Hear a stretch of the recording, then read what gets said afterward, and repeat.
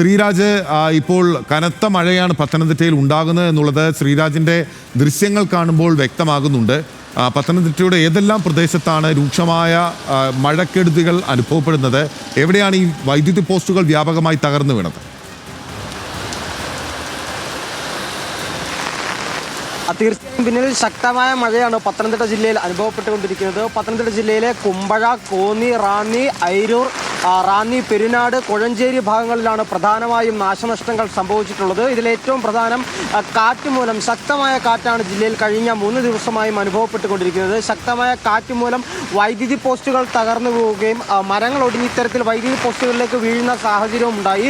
ഏകദേശം 102 വൈദ്യുതി പോസ്റ്റുകളാണ് കഴിഞ്ഞ 3 ദിവസമായി ജില്ലയുടെ വിവിധ ഭാഗങ്ങളിലായി തകർന്നിട്ടുണ്ടായിരുന്നത്. കഴിഞ്ഞ ദിവസം കോന്നി പ്രദേശത്ത് ഏകദേശം 7 മണിക്കൂറോളം വൈദ്യുതി ബന്ധം വിച്ഛേദിക്കപ്പെട്ട ഒരു സാഹചര്യമുണ്ടായി.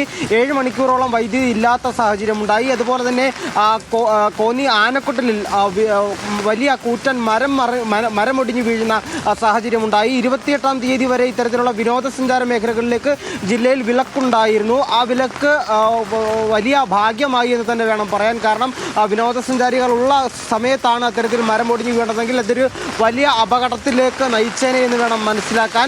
ഏകദേശം 30 വീടുകളോളം ജില്ലയിൽ വിവിധ പ്രദേശങ്ങളിലായി ഇത്തരത്തിൽ മരമൊടിഞ്ഞു വീണും അതുപോലെ തന്നെ കനത്ത മഴയിലും നാശനഷ്ടം സംഭവിച്ചിട്ടുണ്ട്. ഏറ്റവും ഭാഗ്യം